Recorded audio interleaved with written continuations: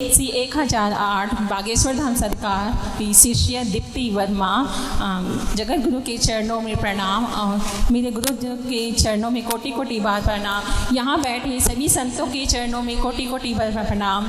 गुरु जी, जैसे कृष्ण ने कहा था कि इंद्रिय और जो निद्रा है, भय है, क्रोध है, उसको किस तरह काबू किया जा सकता है किसी भी साधना के लिए, किसी भी तप के लिए।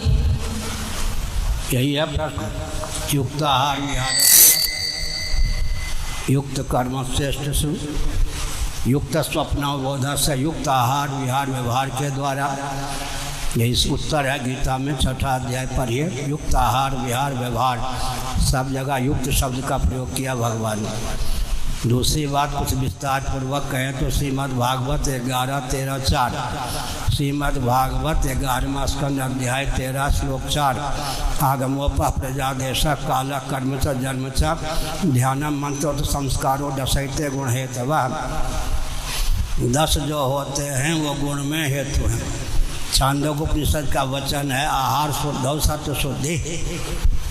भगवान शंकराचार्य महाभाग ने आहार की बेहद मीमांसा की है। केवल अन्न का सेवन, फल का सेवन ही आहार नहीं है। आहार की मीमांसा क्या है? आगम, जिस प्रकार के ग्रंथ पढ़ते हैं, जिस प्रकार का प्रवचन सुनते हैं, उस प्रकार का मन बनता है, ये भी आहार है। इस समय भले मालपुआ, रबड़ी, कचौरी आपको न मिल रहा हो, सुनने को मिल रहा है, ये भी आहार है। आगम अपाह, अन्न जल जिस प्रकार का सेवन करते हैं वैसा मन बनता है। प्रजा, जिन व्यक्तियों के बीच में रहते हैं उनका प्रभाव पड़ता ही है। देश का, स्थान का प्रभाव पड़ता ही है। श्रवण कुमार माता पिता को ले जा रहे थे, ढो रहे थे, मेरठ में आते ही कहा हमसे अब नहीं होगा। माता पिता ने कहा कि इतने दूर तक ले आए, जरा और ले जाओ। महाराष्ट्र है ना मेरठ, मैदान की राजधानी थी।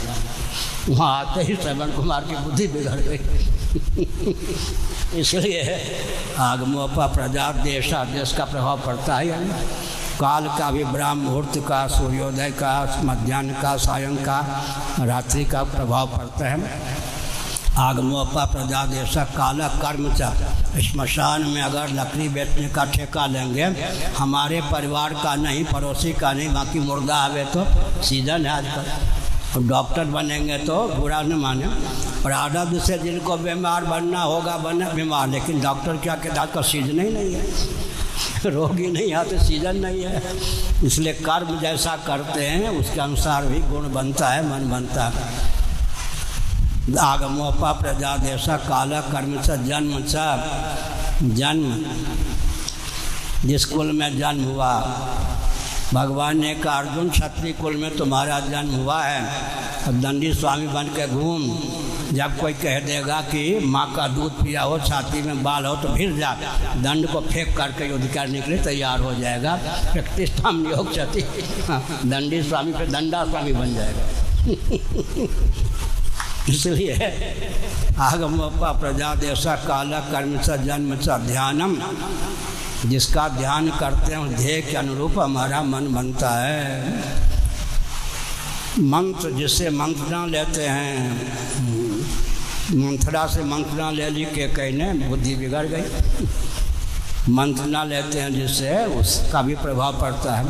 मंत्र मारण मोहन उच्चाटन, जिस प्रकार का मंत्र जपते वैसा मन मंत्र। अंत में संस्कार, कल मैंने संभवतः यहाँ कहा था, कर्ण भविष्य गति से क्षत्रिय माने गए जाते, पांडुपुत्र माने जाते, लेकिन क्षत्रियों संस्कार से वंचित रहे। भगवान सूर्य ने बताया था, कुंती ने बताया था। सूर्य ने कहा था तुम मेरे अंश से उत्पन्न हो, मैं तेरा पिता हूँ। नागलोक की कन्या कुंती थी, कुंती के गर्भ से उत्पन्न हुए थे। कुंती के बचपन का नाम पृथा, इसीलिए पांडवों का नाम पार्थ भी हो गया। पार्थ माने दक्ष, अपार्थ माने अदक्ष। कुंती के बचपन का नाम था पृथा। जन्म तो भगवान सूर्य के द्वारा हुआ था, सूर्य के अंश से, लेकिन जब जब कर्ण को पाला पड़ता था अर्जुन से, अर्जुन को नहीं मालूम था मेरे बड़े भाई, कर्ण को मालूम था मेरा छोटा भाई। युद्ध करते करते पलायन के लिए कर्ण बाध्य होते थे। तब वो मंडल की ओर सूर्य की ओर निहारते थे। आपका अंश होकर भी पलायन के लिए क्यों बाध्य होता हूँ? क्षत्रियोचित संस्कार से वंचित रह गया। माता पिता आजकल को पता नहीं है कि विधिवत शास्त्र सम्मत संस्कार से बच्चों को च्युत करने पर कितनी हानि होती है। कल भी मैंने कहा था, आजकल कहता हूँ, आप भोजन कर रहे हो, नींबू दे दे तो नींबू के रस को निचोड़ करके छिलका फेंक दोगी या नहीं, फेंक दोगे या नहीं। लेकिन अचार बनाने की प्रक्रिया से अगर दे दे तो छिलके चट कर जाएंगे। नींबू के गुठली को चटनी बना के दे दे तो वो भी चट कर जाएंगे। संस्कार की महिमा है, जिसके द्वारा त्याज्य वस्तु भी ग्राह्य बन जाए, उसी का नाम संस्कार है।